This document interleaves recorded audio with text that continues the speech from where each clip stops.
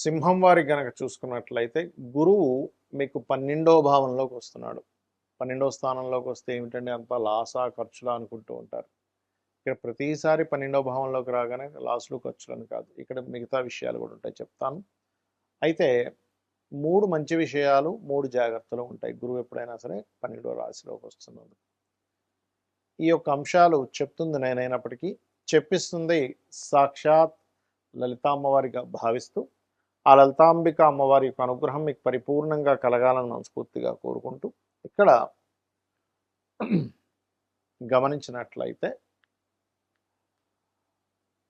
ఈ గురువు ఎప్పుడైనా గుర్తుపెట్టుకోండి, 12వ భావంలో ఉన్నంతసేపు మనం ఎంతసేపు లాస్ అనుకోవడానికి కాదు, ఇక్కడ మంచి విషయాలు కూడా జరుగుతాయి. కొన్ని సేవా సంబంధించిన వాటి మూలంగా మీకు పేరు ప్రఖ్యాతలు రావడం, విదేశాలకు వెళ్ళాలని ఎప్పటి నుంచో ప్రయత్నం చేసేటువంటి వారికి విదేశీ యోగాన్ని ఇవ్వడం, మూడోది మీ తండ్రి గారి ఆస్తి సంబంధించిన విషయంలో ఏమైనా డిస్ప్యూట్స్ ఉంటే కొంతవరకు క్లియర్ అవ్వడానికి అది ఆస్కారం ఉంటుంది అక్కడ. మరి జాగ్రత్తలు ఏమిటి? వ్యసనాలు ఎక్కువ అవుతూ ఉంటాయి. ఎందుకు అంటే గురువు చూడ్డానికి గురువు కానీ శని రాహు ఎనర్జీస్తో గురువు ఉన్నాడు అక్కడ. ఇది చాలా జాగ్రత్త పెట్టుకోవాలి. ఎందుకంటే ఎప్పుడూ గురువు కర్కాటకంలోకి వస్తుంటాడు కదండి ప్రతి 12 సంవత్సరాలకి. మరి ఈసారి ఎందుకు ఎక్కువ వర్షాలు పడుతున్నాయి, పెద్ద పెద్ద మేఘాలు వస్తున్నాయి, సొసైటీలో లోకంలో ఎందుకు ఇలా జరుగుతుంది అంటే జూపిటర్ ఈజ్ కారక, అంటే ఈ సంవత్సరానికి రాజు గురువు కాబట్టి. అందుకని మీకు 12వ భావంలోకి వస్తున్నాడు కాబట్టి, లగ్నంలో కేతు ఉన్నందుకు ఇది కొంచెం ఆరోగ్యం మీద చూపిస్తుంది. వ్యసనాల వల్ల ఆరోగ్యాన్ని పాడు చేసుకుంటారు సింహం వారు. ఇది చాలా చాలా చాలా కేర్గా చూసుకోవాల్సినటువంటి అంశం. అది కాకుండా ఇప్పుడు మీకు అష్టమ శని ఒకటి నడుస్తుంది కాబట్టి ఆ వ్యసనాల వల్ల ఆరోగ్యం పాడు చేసుకోవడం వల్ల నిందలు పడడం ఇవి జరుగుతూ ఉంటాయి. ఉద్యోగం విషయంలో మార్పులు కూడా చూపిస్తుంది 12లో గురువు ఉన్నప్పుడు. కాబట్టి ఈ యొక్క విషయాల్లో జాగ్రత్తగా ఉండండి. మీరు చేయవలసినటువంటి దేవత ఆరాధన ఏమిటి చూసుకున్నట్లయితే సుబ్రహ్మణ్యేశ్వర స్వామి యొక్క ఆరాధన, లేదా దక్షిణామూర్తి యొక్క స్తోత్ర పఠనము, కాలభైరవుడి యొక్క స్తోత్రాలు చేయండి. అన్ని విధాల మీకు బాగుంటుంది.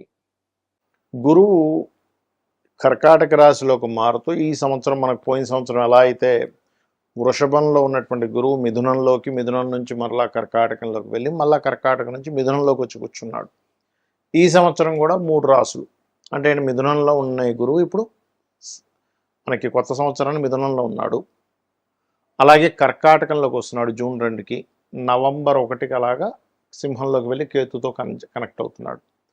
దీనివల్ల దేశకాల పరిస్థితుల్లో ఎందుకు ఇంత ఇబ్బంది? ఎందుకంటే గురువు ఉచ్చస్థానంలోకి వెళ్తుంటే ఇబ్బంది ఏంటండి? నేను చాలా రోజుల క్రితం చెప్పాను ఏమండి, గురువు కాదు, గురువు యొక్క స్వరూపం పూర్తిగా పాడైంది అని.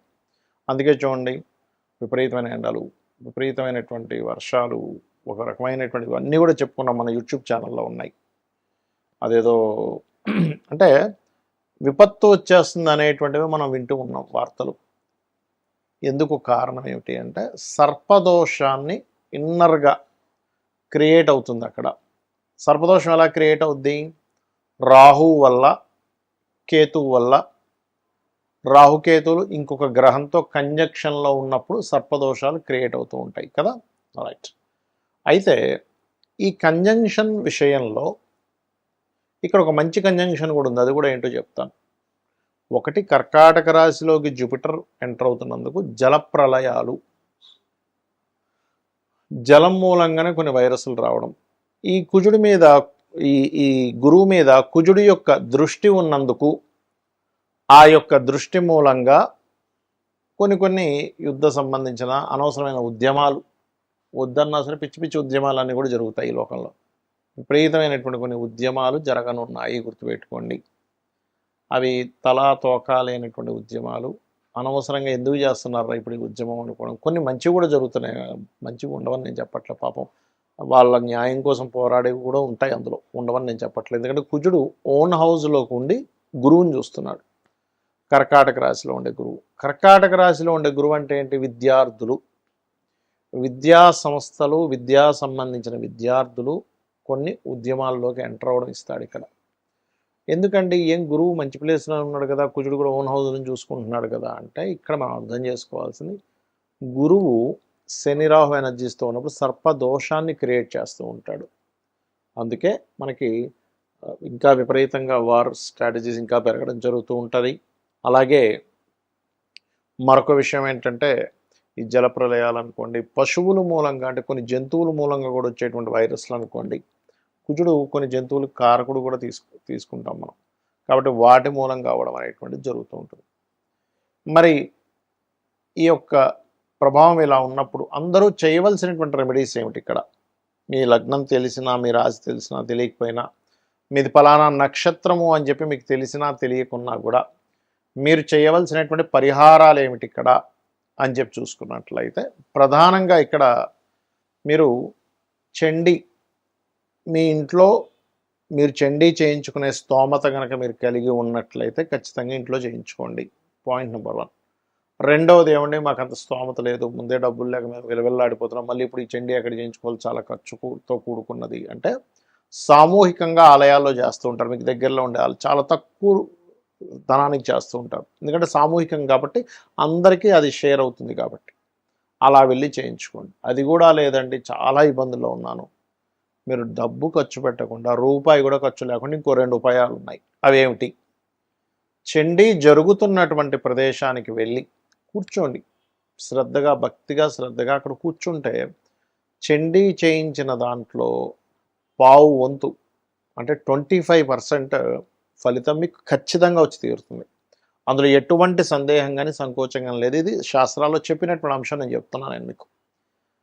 అలా కూడా కాదు, నేను ఏదో దుబాయ్లో ఉన్నాను, ఎక్కడో ఉన్నానండి, నా పరిస్థితి ఇలా ఉంది, ఇక్కడెక్కడా కూడా అక్కడ చండీలు అవి ఏం చేయరు, అప్పుడు ఏమిటి? యూట్యూబ్ ఉందిగా, మీరు ఎక్కడున్నా కూడా, మీరు ప్రపంచంలో ఎక్కడున్నా యూట్యూబ్ ఉంది. ఆ యూట్యూబ్లో చండీ పారాయణము అని కొట్టండి, వినండి. ఏమిటండి అంత కన్ఫ్యూజన్గా ఉందనుకుంటే లలిత వినండి, కనీసం సరిపోతుంది, ఏమీ అక్కర్లేదు. ఎందుకంటే మీకు స్తోమత ఉంటే ధనం పెట్టి చేయించుకోండి, స్తోమత లేకపోతే కేవలం లలితా సహస్రనామాలు విన్నా మీకు ఆ ఫలితం వస్తుంది. అమ్మవారు అమ్మలాగా కాపాడుతుంది, ఒక బిడ్డని ఎలా కాపాడుతుందో అలా కాపాడుతుంది. ఎలాంటి వాటి నుంచి కాపాడుతుందండి?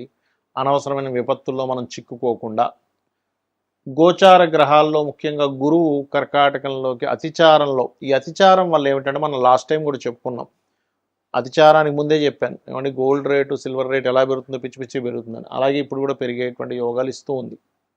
ఇది ఒక సంవత్సరం వరకు ఉంటుంది. అయితే ఇందులో ఒక గమ్మత్తైన విషయం ఏంటంటే ఈ గురువు కేతువు కలిసి సింహరాశిలో కలుస్తారు. అదొక సాధనా సమయంగా చెప్తారు శాస్త్రంలో. అంటే ఎవరైనా సాధకులు కొన్ని గురువుల దగ్గర కొన్ని మంత్రాలు తీసుకొని, లేకపోతే కొన్ని బీజాక్షరాలతో కూడినటువంటి ఉపదేశం తీసుకొని చేస్తూ ఉంటారు. వారికి నవంబర్ 1వ తేదీ నుంచి 25వ తేదీ వరకు ఈ 25 రోజులు సాధనా సమయంగా చెప్పుకోవచ్చు. కాబట్టి ఇలా చేయండి. మరియు మనకి ఇప్పుడు పుష్కరాలు వస్తున్నాయి, పుష్కరాల దగ్గర కూడా చాలా జాగ్రత్తగా ఉండండి. శ్రీమాత్రేయ నమః.